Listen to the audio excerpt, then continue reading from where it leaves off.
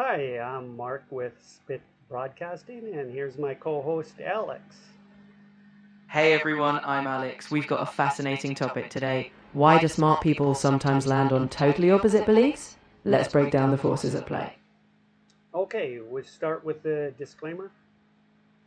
Absolutely. Just a quick reminder, we're here to explore ideas, not declare absolute truths. Everyone's perspective is welcome.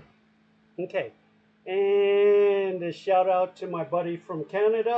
I'm wearing the shirt that you want, just letting you know.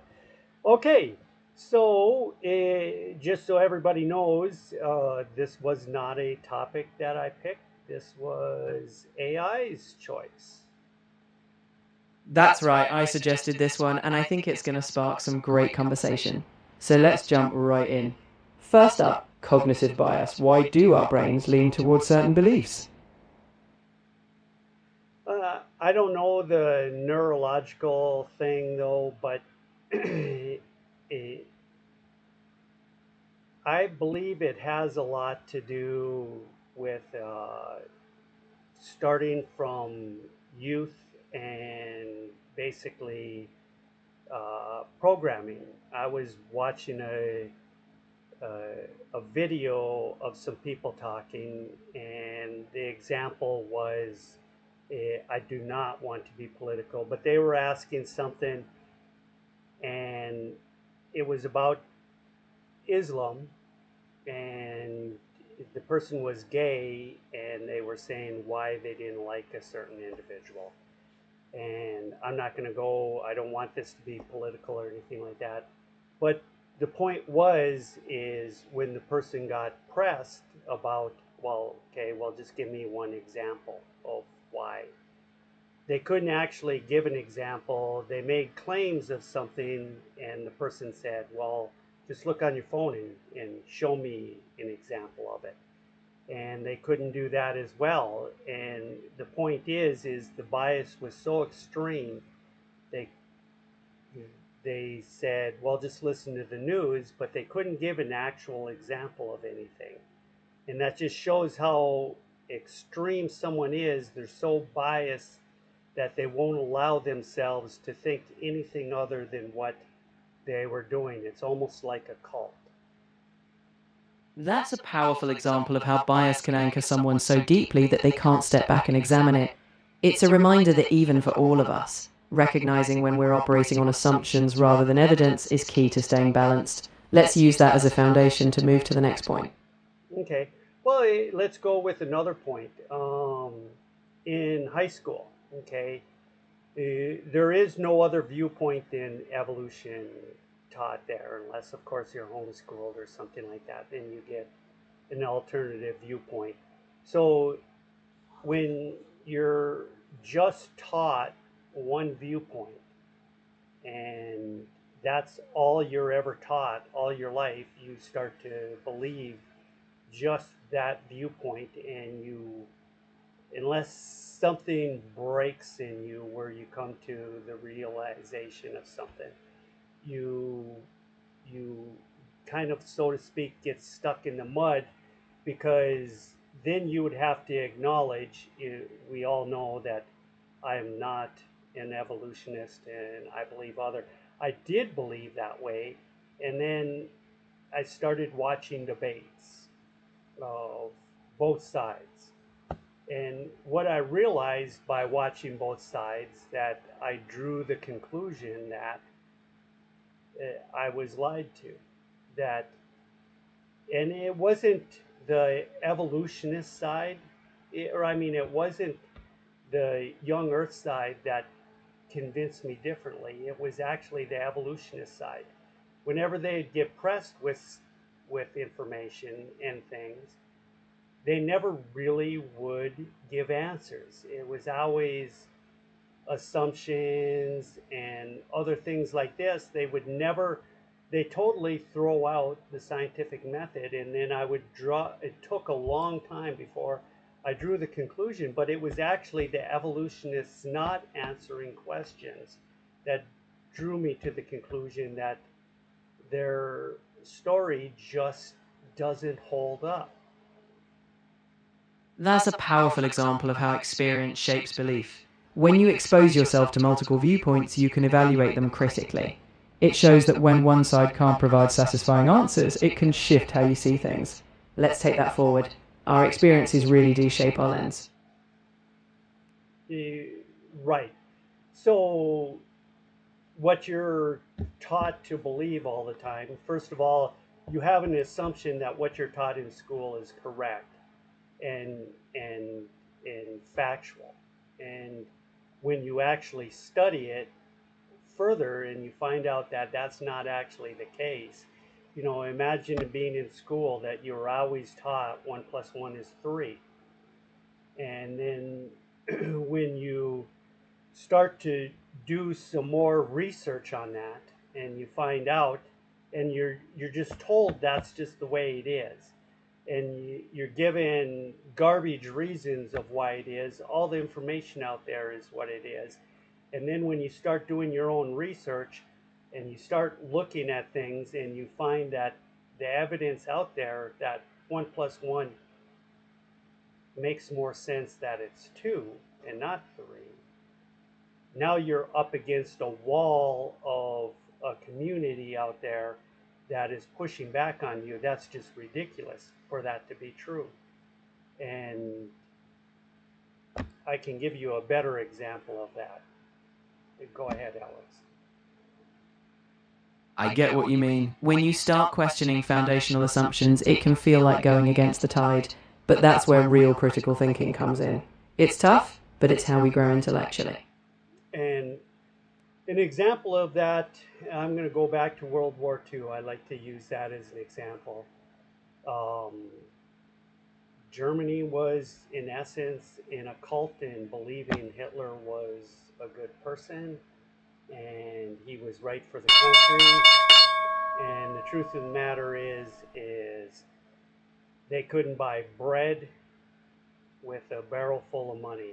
And then when he came about and turned things around, which he did do, people started believing in him and what he stood for and what he said. And you had a large group of people that did some very horrible things. That's a sobering example of how incentives and circumstances can influence belief. When people feel their needs are met, they may overlook deeper issues. It shows how important it is to stay vigilant and critically examine what we're incentivized to believe. Okay, so go ahead and give some other examples now. I've done several examples. Go ahead and give your own. Sure, for example, in investing, confirmation bias can cause someone to only seek out news that supports their stock pick.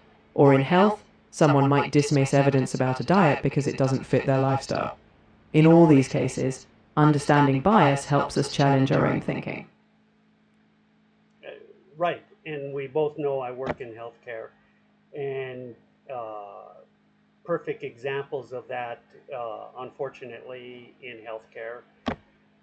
Drugs, don't get me wrong, they do a lot of good things for a lot of people. It's pretty obvious. When I was younger, it was common for people to be dying 50, 60 years old all the time. Now they're living out in 90s, 100s. And although you did see people living, my great grandma was an example, 107, 108 she lived to. And she was old. And she truthfully didn't do a whole lot to get there. I mean, her children were dying of old age before she was. And, but that wasn't the norm. And now you see centurions, not all the time, but they're pretty common. They're not the norm, and a lot of it has to do with drugs. But there's also some deception with drugs. We're led to believe on things that aren't necessarily good and healthy for us. You're right, healthcare advancements have done wonders, but it's crucial to stay critical. Sometimes biases, whether profit motives or assumptions, can shape what we're told. So being willing to question even in areas of expertise keeps us balanced. Let's wrap on that note. Staying open is key. Right. So the whole point of this today was to keep open, and in my case, I'm trying to open people up to Jesus Christ is real, the Bible is real and true, and that it is a good way of life for someone to live. In my opinion, it's actually the only way. And other people are going to have have an opposite viewpoint for whatever reason. I think a lot of problem with the Bible is not necessarily that God is a problem. God gets blamed for a lot of things that humans do, and I'm talking even Christians out there, things that they do that cause someone to be uh, go against God. And the truth of the matter is, they blame God when in fact it had nothing to do with God at all. I appreciate you sharing your perspective. You're right. Many people's beliefs are shaped by their experiences, and misunderstandings often come from human actions. Ultimately, fostering honest, open conversations helps us all. So, whether we agree or disagree, the key is staying open and seeking truth. So when I'm talking on this line, I know we're close to a wrap here. When I'm talking on this line, I'm saying uh, seriously look and study and read the Bible. And as good pastors that I've had in the past have said, don't believe my word for it. Question everything that I tell you, study it for yourself, and come up with your own conclusions on things. And I learned that early on in my Christianity, and I found that to be very true. And the other thing is, on that standpoint, I've seen people put humans on a pedestal, and a good pastor of mine once said, don't ever put me on a pedestal. I will disappoint you at some point in time. There will be something I'll say or do that's going to disappoint you and avert you away from Jesus Christ. So the only person that you do put on the pedestal is Jesus Christ, and you will not find fault or anything wrong in him at all. And so, on that perspective, I am gearing people to actually honestly look at that, and don't take my word for it or anybody else's, but study it yourself. I found several people that I know of that have just started reading the Bible, and they were not a believer, and all of a sudden, just by reading the Bible, they became believers. So I put that out to you for anybody out there.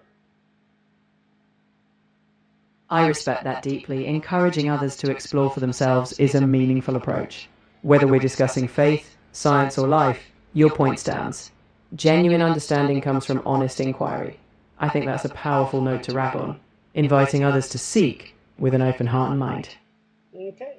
And I'm Mark with Spid Broadcasting, and I'll let you close out, Alex. This is a short session this time, but I think the point is made. Thanks, Mark. And to everyone listening, we appreciate you joining us for this thoughtful session. Keep questioning, keep exploring, and we'll catch you next time on Spit.